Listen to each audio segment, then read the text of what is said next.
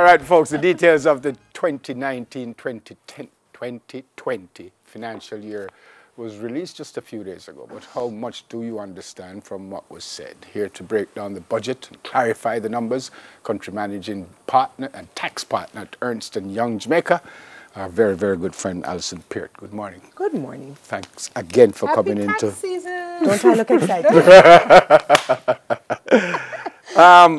Let me go to the meat. I was suggesting to Sim that where do we get this money from that they're giving back?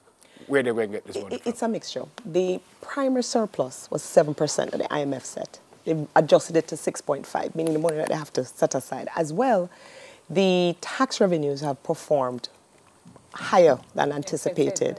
So it's a give back from that. No, so it's a give back from a release of, how much money they had to keep as a primary surplus, plus money that's coming in from over. How come this never happened before? Well, I guess a couple of things.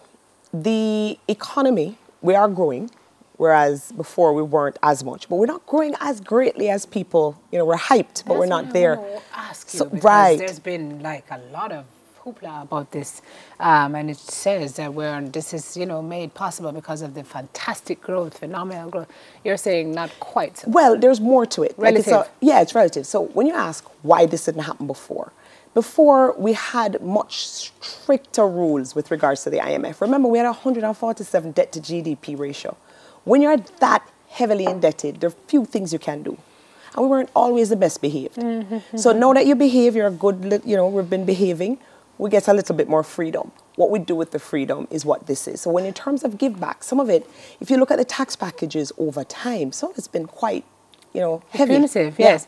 Well, Dr. Clark said, I think, former minister, where did I read this? Finance minister, not former, but finance minister, is saying taxes punish growth. They always do. Punishing growth. Tax was brought in to fight a war. So I always joke around that I'd love to give up my job and do something else if we could just get a handle on taxes. But when you look at why some of these taxes were there in the first place, so if we run down what happened.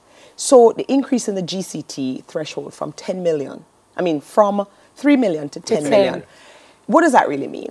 A few years ago it was 1, it was increased to 3. When you look at the change in the US dollar, the devaluation, and you look to see, really, $3 million, you really have to file every month.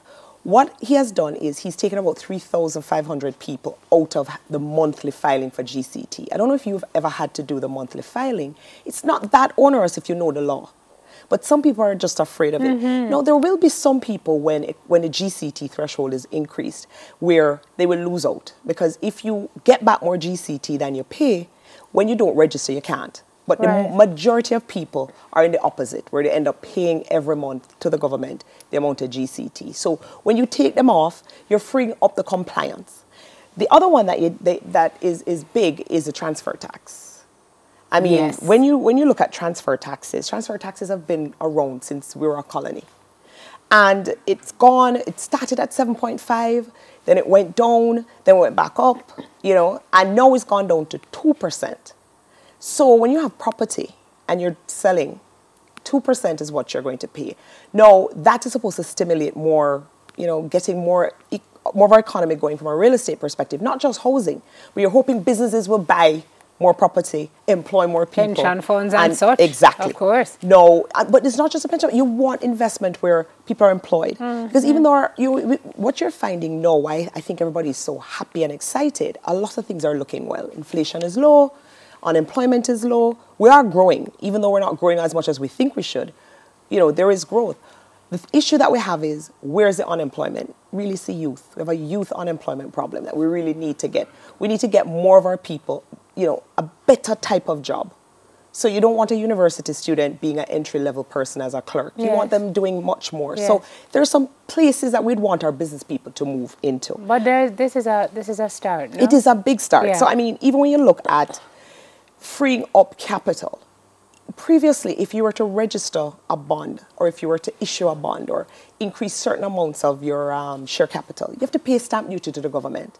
So if you're trying to restructure your business, you're trying to do certain things, if you have to go through that process and stamp, it takes time, This whole budget is geared towards small business people, medium-sized business people, and the big business people also benefit. What about the average Joe? The average Joe got their taxes cut when the 1.5 occurred. However, the average Joe will benefit if the business people give back. So this is really a gamble. Which means what? I'll explain. So it's a gamble on business people taking this money and putting it back into the economy, like hiring, buying things locally. Now, if the business person takes it, goes on holiday overseas, takes it, buys all kinds of things that we don't make here, then the average Joe won't benefit. If the money is used to hire the average Joe's daughter or son, then you will see it come back. Put it back into the local economy. And you'll see the government get more. Because if you get the economy moving, this will come back. That's why they talk about the multiplier effect. Yes. If you put it out there, but it all depends on the business people plowing it back into the local economy. And do you see that happening? You know, there has been some behavior that always frightens me, and there's been behavior that is good. I am seeing more of us being business confident on Jamaica. I'm seeing more people, I see more foreigners coming in, but I'm seeing more Jamaicans putting their money here. So I'm hopeful that now that he's put the ball in the court of business people, you can't whine and complain. I'm not saying it's perfect. There's still other things. GCT needs to be reformed. In fact, the income tax itself needs to be reformed. There's some reform that has to happen. He mentioned customs. That's another area. I mean, our customs act is, it's so convoluted. When you go to the border, I'm not sure anybody even knows what their customs rate is. That is going to change. So in terms of right, so there's more stuff to be done. But I believe in terms of giving back to people, this is the case. Now, when you talk about the minimum business tax being abolished, that was a $60,000 tax that you paid regardless of who you were. Now, the assets tax as well, it went up to about 200,000 Jamaican dollars. So it went from 5,000 if you're tiny up to about 200,000. Those were actually put in because the TVJ discovered people were not paying some of the taxes they should. You hear all these rumors of two sets of books, one for the bank, one for tax. You also found that some people could be in losses forever and never pay a penny. So they were originally put in to get something from everybody. So now that the revenue is actually, the tax revenues are performing, giving them back, people have less things to whine and complain about. We hope. So which means... Our compliance should be right. Should be better. But you see, what is also happening, the TVJ is pushing more people online. I don't know if you've noticed, there's a lot of online filing. What that means is you can't hide money as you used to, because there's going to be more third-party information that they can use your online information and they can look to say, but hold on, you said that you paid these expenses. How come the person you bought the service from didn't report it? Linkages. Yeah. Income tax you mentioned. What would you see the reform being there? I would see, for example, that, you know, when you look around the region, income tax rates are coming down. So what I would want to see... What is ours? Ours is, it depends on who you are. And what so you it's right. So unregulated, 25%. If you're regulated, a bank, you know, a telephone company, the utilities, that's 33 1/3. There's also a special economic zone that's 12.5 or can drop depending on what kinds of credits you get. But when you look at Barbados, they just dropped their rate to about 5. But really? Yep, but here's the thing. Barbados had two economies, you know. They had the offshore sector and the onshore. We didn't really have that. However, as you move forward, if we can get our GCT proper, because what we have in GCT is a mixture of a value-added tax and a Canadian consumption tax.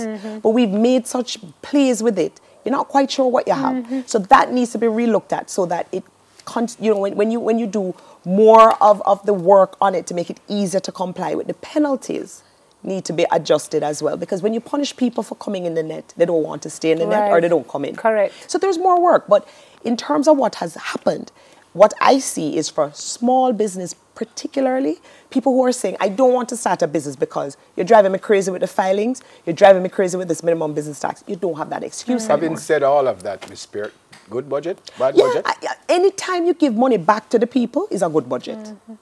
And a lot of the folks I see, I'm looking at the adjectives, people are saying stimulative and will boost economic growth. And so the feedback has been very positive. And when you get business confidence up, no, we need to talk less and do more. Yeah. So when you're saying this is great, you need to turn around and take the 200,000 that you're now getting back, the 60,000, and hire somebody. Do something in the local economy so that that money can come back to the government in a much better way so they can give back more taxes. So the minister is actually trusting. He's trusting us. All of us, because all of us in some way are business people.